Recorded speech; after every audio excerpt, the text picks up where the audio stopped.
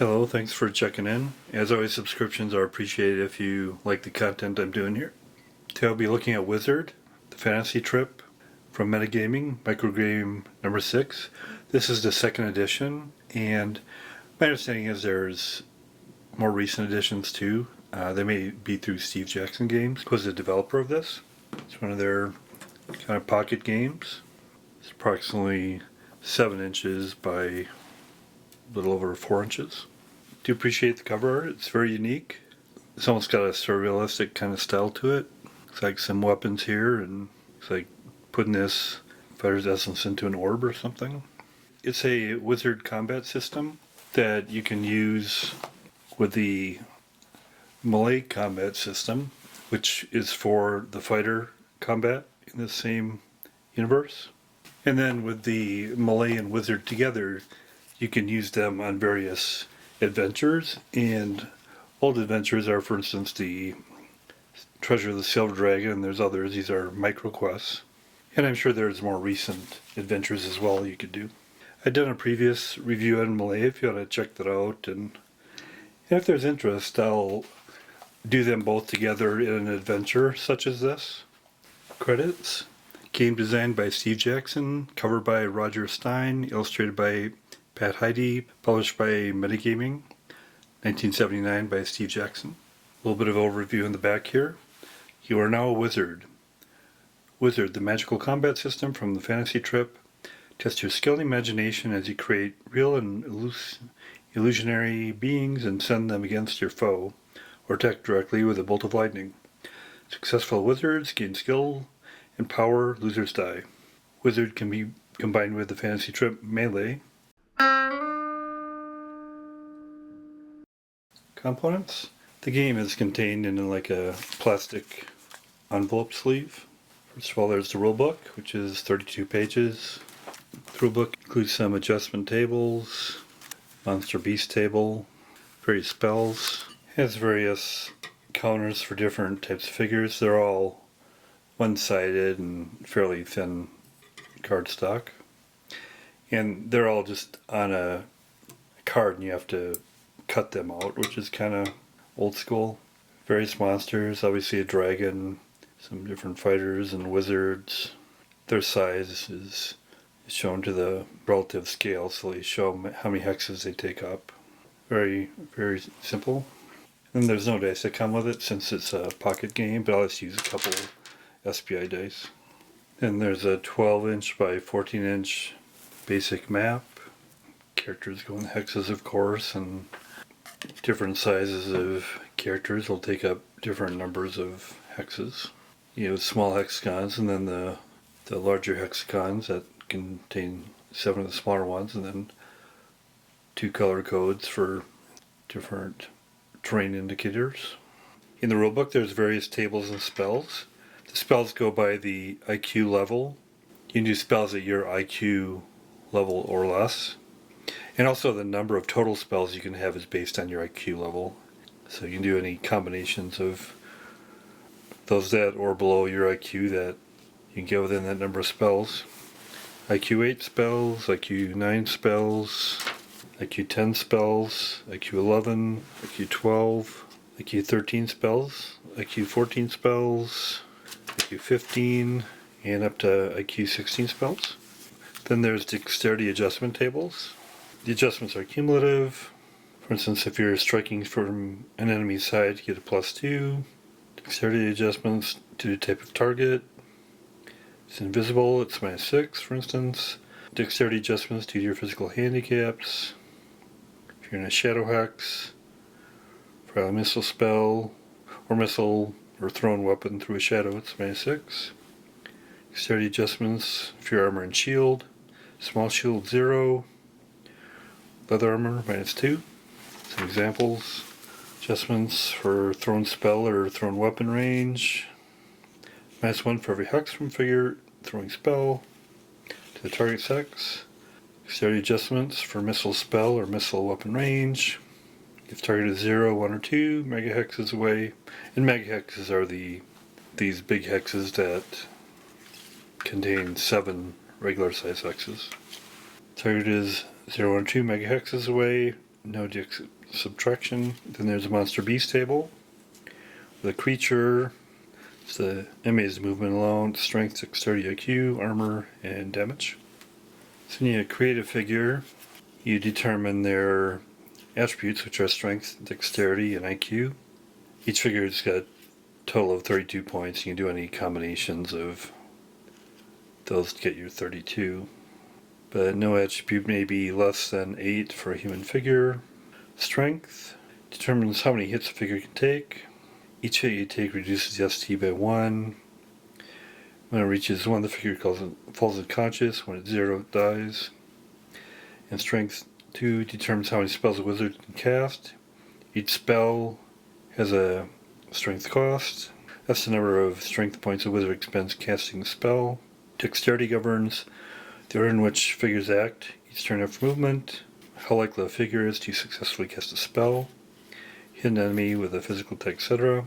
How likely a figure is to avoid falling or similar mishaps. Intelligence dictates how many spells a wizard can know and which spells it can choose from. Intelligence dictates resistance to illusions and control spells. And the turn sequence is played in turns.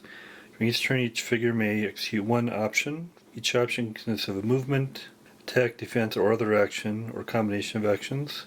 Options depend on whether it's engaged or disengaged.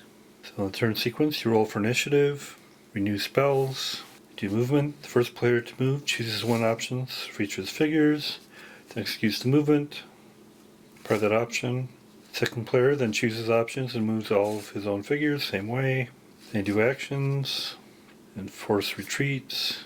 Then the list of options. So options for disengaged figures. Can move, charge attack, cast spell, dodge, drop, disbelieve, stand up. Options for engaged figures are shift and attack, shift and defend, cast spell, disengage, pick up dropped weapon, disbelieve, or stand up.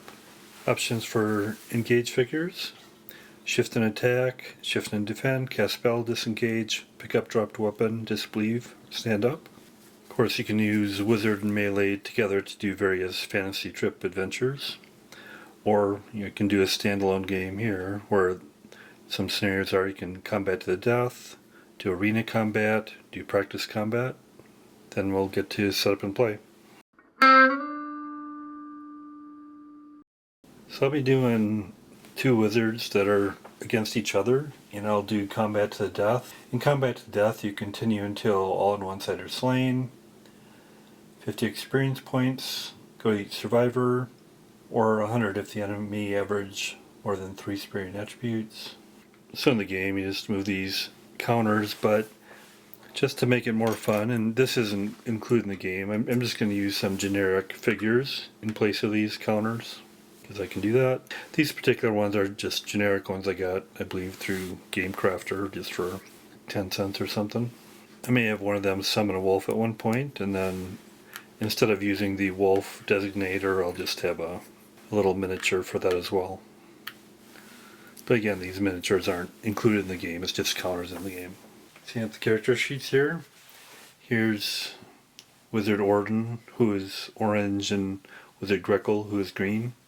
And since I'm using some generic miniatures instead of the counters, I'll put an indicator here, like a Sharpie mark, to show which side is the front facing. So the character sheets, you set their strength, dexterity, and IQ. Total is 32, and you can't have a value below 8. Strength provides how much hits you can endure, and then also how many spells you can do. So it's kind of you take damage, and then also you get fatigue from spells with strength, which is kind of a unique way of doing it. Dexterity is how well you can avoid hits and spells. IQ is what types and what kind of spells you can have. Wizard Orden spells are, you can have 11 spells, and the highest level of IQ spell he can have is 11. So his 11 spells are Illusion, Create Wall, Rope at level 11. Level 10 spells, Speed Movement, Dazzle, Shock Shield, and then level 9 spells are Summon Wolf, Aid, and some level 8 spells of Staff, Magic Fist, and Blur. Staff is interesting because in order to have a staff, you have to take a spell slot for that. You just start the beginning of the game with it. It won't take strength to use it during the game if you just start the game with it. There's not many spells that allow you to reduce damage on them, but Blur is one of them. It's a good defensive spell. Then Wizard Greckle's spells. He's got IQ of 12, so he can have 12 spells, and the highest IQ level spell he can have is 12. So his spells are Fireball, Invisibility, and Blast at level 12. Summon Bear, Illusion at level 11. Speed Movement, Dazzle at 10. Avert and Aid at level 9. And Staff, Magic Fist, and Blur at level 8. So the action options are dependent on if you're engaged or disengaged. So you're engaged if you're in the front of the opponent. So for instance here, his front hexes are 1, 2, and 3 here, and these would be his rear ones. In this case they're both engaged, but if he is facing the opposite direction, he would be engaged with green because he's in green's front 3 hexes, but green would not be engaged with orange because he's not in orange's front 3 hexes, which are right here, if that makes sense. So if you're in those front hexes next to it. And as far as casting spells, then you would cast spells in the directions of your front hexes. For the initial setup then, let's have them come in on opposite sides. I'll say that these purple train are walls. And again, these are regular hexes, and then the ones with the border are mega hexes. And then we'll start. First roll for initiative. Green goes first. So green gets to choose if they do their movement first or orange goes first, and the types of movement and actions you do are depending on if you're engaged or disengaged. But it seems to make sense to let orange go first as far as the movement. And since orange is disengaged, they're both disengaged right now. Options for disengaged figures are move up to their full movement allowance, which for humans is 10. Charge attack, where you move up to half its movement allowance and attack. Cast spell, remove 1 hex and attempt a spell. Dodge, remove up to half your MA while dodging. Drop, move up to half its MA and drop to a prone or kneeling position. Disbelieve, where you stand still or move 1 hex. Take no other action and attempt to disbelieve any other illusion. Or stand up, where you get up from prone, kneeling, or crawling. And the type of those options you choose will dictate what movement you can do. And he's just gonna move up to his full movement allowance, which is 10. And when you move, you just take 1 movement point to go into a hex, and it doesn't cost any movement allowance to change your facing. So he'll go 1, 2, 3, 4, 5, 6, 7, and he'll just stop there. And he'll move his facing to this hex. And then green will choose which action he's going to do, and then the movement for that. See if he can attempt a spell if he moves 1 hex, if he's in line of sight here. Kind of go dot to dot here. Looks like he's not quite in line of sight to do a spell. If he were to move there, he'll just do a move up to his full movement allowance.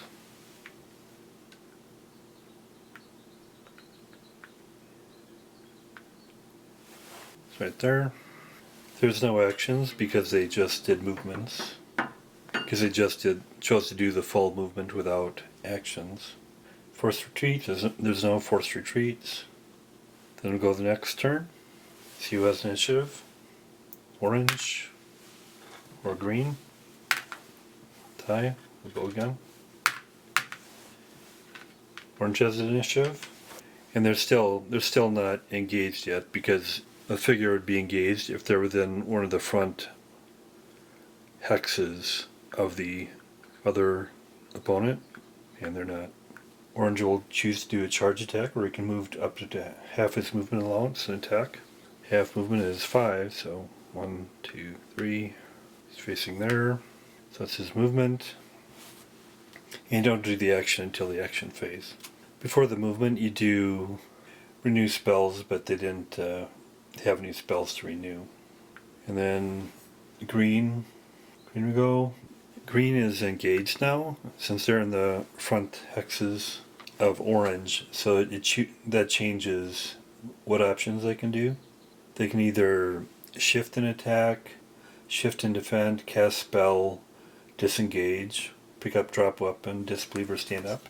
And he'll choose to cast a spell. He could move one hex to do that, and he will. Move that hex, he's still in the front face, and then he'll choose to cast a spell. And now to see who does the action, you look at the adjusted dexterity. The one with the highest adjusted dexterity goes first for the actions. As far as dexterity adjustments, neither of them have any. They're not striking from the enemy's side or rear. The pull weapon. They're not using any weapon other than the staff or dagger. They're not invisible, blurred, or other effects here. They don't have different handicaps from the types of things they're doing. No adjustments for armor or shield. Not doing thrown spells or missile spells. They have the same dexterity, so they'll just roll because there's a tie. Orange. Green, so orange goes first. To see if either a staff hits or if spells hit, you roll 3 6-sided dice, and if the result on the 3 dice is less than or equal to the adjusted dexterity of the person doing the fighting, then they hit, and then after that you hit for damage. So his dexterity is just his dexterity, which is 9 because he doesn't have any adjustments. He gets a 5, so that's that or less. He hits. And with a staff, wizard staff doesn't cost any ST to use, and then it does, since it hits, it does 1 die of damage. Just does 1 point. So next down, Wizard Greckle to 10. And then Greckle goes.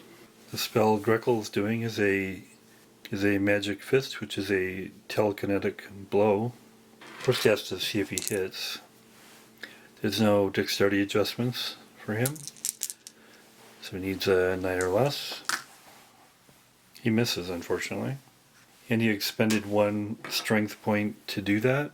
If he would have hit, it would have done a 1d6 minus 2s. If he'd roll a 4, it would have done 2 damage. But it didn't hit, and he expended 1 strength point. So now he's down to 9. It is odd how strength indicates both damage taken and also fatigue from casting spells. It's kind of a unique thing. And then we see there's no forced retreats. So I'm going to go back to the next turn. See who has initiative to move. Orange, green. Orange has initiative. They can either choose to move or have green move first, and they'll do their movement.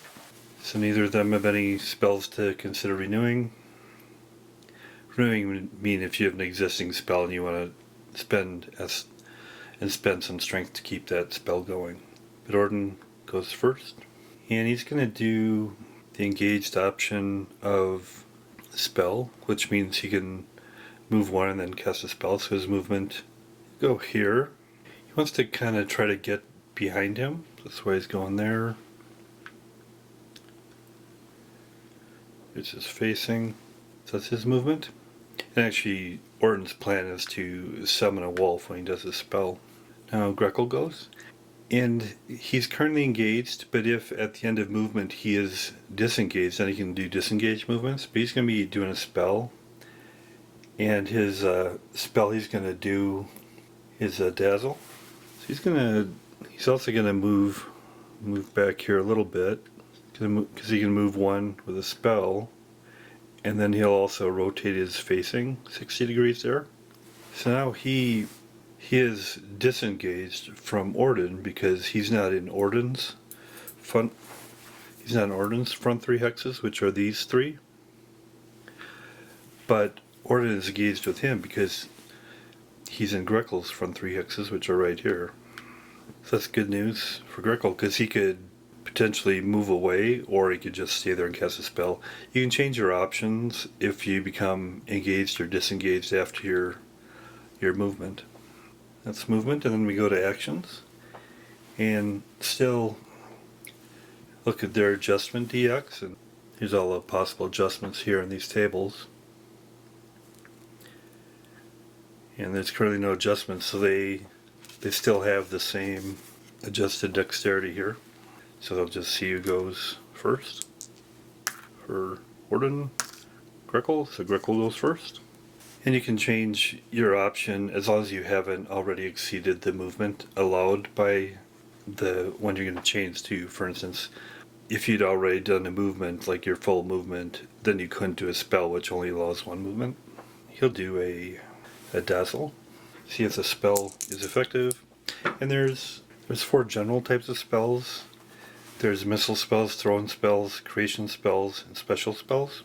And what type they are is indicated by the initial, like for instance, M for missile, or T for thrown, C for creation, S for special. And the previously I looked at the line of sight, and line of sight mainly applies when you're doing missile spells, because they can go at a distance, but thrown spells are either in your hex or an adjacent hex.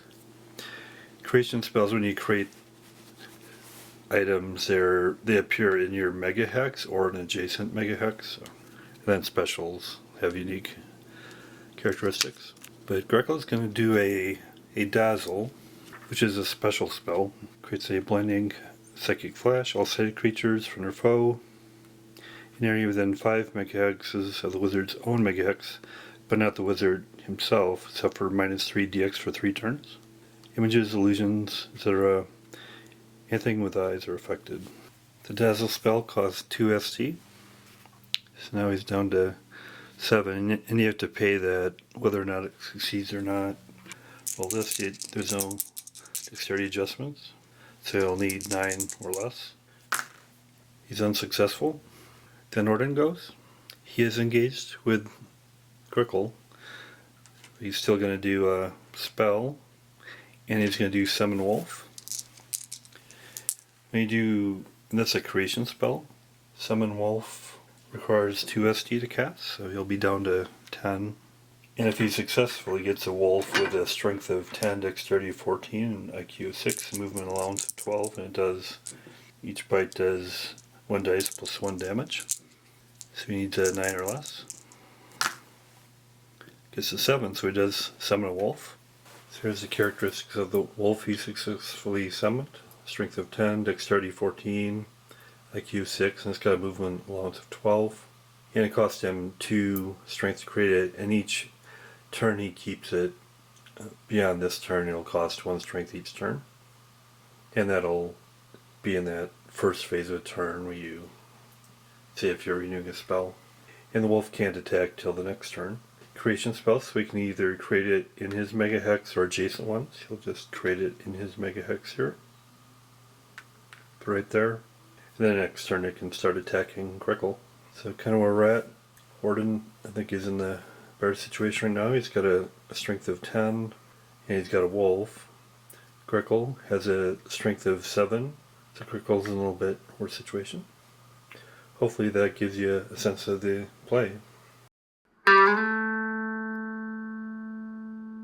So that's my look at Wizard from the Fantasy Trip universe from Metagaming and Steve Jackson from 1979.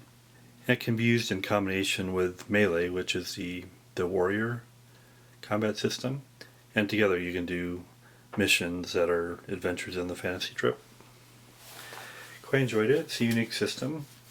It's got a lot of nice spell combinations. It's interesting how they do strength is a way of measuring how much damage you take, and also fatigue from spells, which is kind of interesting. Be fun to try it in different adventures. And the base game, doesn't come with miniatures, but it's just got counters, which is very, limiting, of course, but you can easily do with miniatures, which I did. Fairly straightforward. It's got some subtleties in as far as what all the different spells do. This is an earlier version, but there's later versions as well, I believe, through Steve Jackson Games. It's fun. I enjoyed it. Give it a 7 out of 10. Thanks a lot.